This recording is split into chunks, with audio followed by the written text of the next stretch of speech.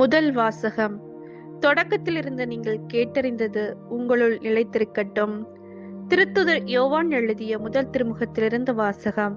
அதிகாரம் 2, இறைவசனங்கள் 22 முதல் 28. அன்பிற்குரியவர்களே, இயேசு மெசியா அல்ல என்று மறுப்போரை தவிர வேறு யார் பொய்யர்? தந்தையையும் மகனையும் மறுப்போர்தாம் எதிர்கிறிஸ்துகள். மகனை மறுதலிப்போர் தந்தை ஏற்றுக்கொள்வதில்லை. மகனை ஏற்று அறிக்கையிடுவோர் தந்தையையும் ஏற்றுக்கொள்கின்றனர். தொடக்கத்தில் இருந்து நீங்கள் கேட்டறிந்தது உங்களுள் நிலைத்திருக்கட்டும். தொடக்கத்திலிருந்து நீங்கள் கேட்டறிந்தது உங்களுள் நிலைத்திருந்தால் நீங்கள் மகனுடனும் தந்தையுடனும் இணைந்திருப்பீர்கள். அவரே நமக்கு வாக்குறுதி அளித்துள்ளார். அவ்வாக்குறுதி நிலைவாழ்வு பற்றியதாகும். உங்களை ஏமாற்றுகிறவர்களை மனதில் கொண்டு இவற்றை உங்களுக்கு எழுதியுள்ளேன். நீங்கள் அவரிடமிருந்து பெற்றுக்கொண்ட அருள் பொழிவு உங்களுள் நிலைத்திருக்கிறது.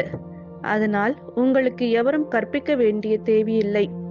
மாறாக நீங்கள் அவரிடமிருந்து பெற்றுக்கொண்ட அருள் பொழிவால் அனைத்தையும் கற்றுக்கொள்கிறீர்கள். அவ்வருள் பொழிவு உண்மையானது, பொய்யானது அல்ல. நீங்கள் கற்றுக்கொண்டதற்கேற்ப அவரோடு இணைந்து வாழுங்கள்.